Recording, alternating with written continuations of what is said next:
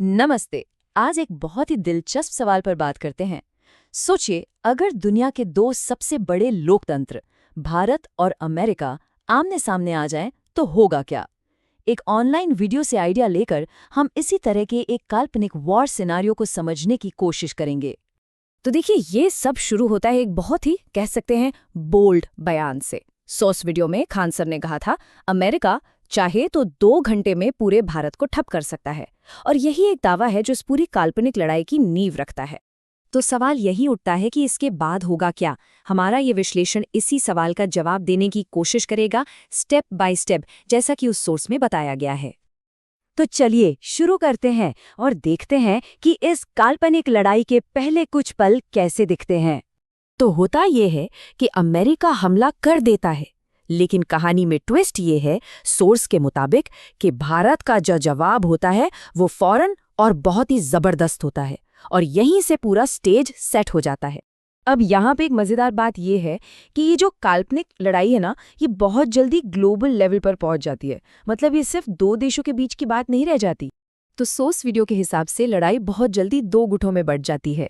एक तरफ है अमेरिका, जिसे पाकिस्तान का साथ मिलता है, और दूसरी तरफ है भारत, जिसके साथ रूस तो है ही, साथ में इंडोनेशिया और सिंगापुर जैसे बड़े रीजनल प्लेयर्स भी आ जाते हैं। जाहिर है वो इस इलाके में पावर बैलेंस बनाए रखना चाहते हैं। तो पहला बड़ा इंटरनेशनल मूव कौन लेता है? रूस। भारत और रूस के बीच जो पुराना स्ट्रेटेजिक एग्रीमेंट है, उसका इस्तेमाल करते हुए रूस तुरंत भारत की मदद के लिए अपने नेवी के जहाज भेज देता है। हाँ, पर ये एक मॉडर्न जमाने की लड़ाई है ना? तो ये लड़ाई सिर्फ जमीन, हवा या पानी में नहीं लड़ी जा रही। एक बिल्कुल नया मोर्चा खुलता है, डिजिटल और इकोनॉमिक फ्रंट।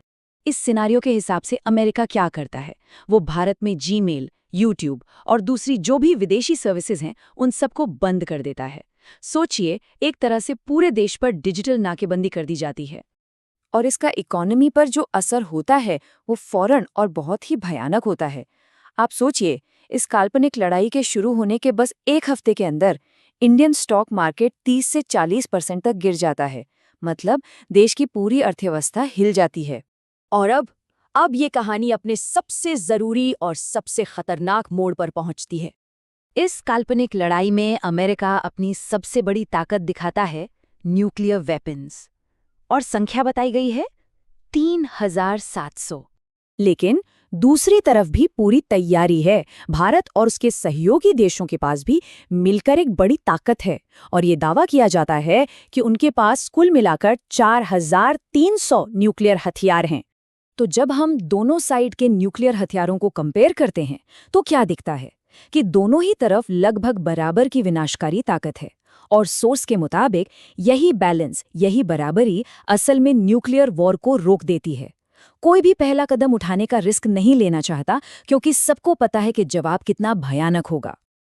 और ये हमें एक थ्योरी पर लाता है जिसे कहते हैं म्यूचुअली अश्योर्ड डिस्ट्रक्शन या मैड।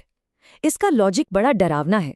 जब दोनों साइड को पता है कि न्यूक्लियर वॉर का मतलब है सब खत्म, तो कोई भी इसे शुरू करने की हिम्मत नहीं करेगा, और इसी डर से एक तरह का डेडलॉक बन जाता है। तो चलिए अब कहानी के आखिरी हिस्से में चलते हैं और देखते हैं कि ये जो काल्पनिक लड़ाई है, ये आखिर खत्म कैसे होती है। तो देखिए, इसका अंत कैसे होता है।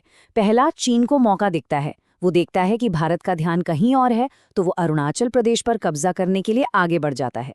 लेकिन कहानी में एक और ट्विस्ट आता है। रूस बीच में आ जाता है और चीन को पीछे हटने पर मजबूर कर देता है, और बस इसी के साथ ये लड़ाई खत्म हो जाती है। तो आखिर में सोर्स वीडियो इस बात पर एक सोच छोड़ जाता है कि अगर ऐसा कुछ सच में हुआ तो इतिहास उसे कैसे याद रखेगा, और फिर इसे इतिहास की किताबों में पढ़ाया जाएगा, और चैप्टर का नाम होगा वर्ल्ड वॉर 3। तो आखिर में ये सब हमें एक बड़े सवाल के साथ छोड़ जाता है। क्या इस तरह के जो काल्पनिक सिनेरियोज होते हैं वो सिर्फ एंटरटेनमेंट है, या फिर वो हमें हमारी आज की दुनिया की सच्चाई दिखाते हैं? एक ऐसी दुनिया जहां रिश्ते कितने नाजुक हैं, और जहां एक छोटी सी चिंगारी भी पूरी दुनिया में आग लगा सकती है। सोचने वाली बात है।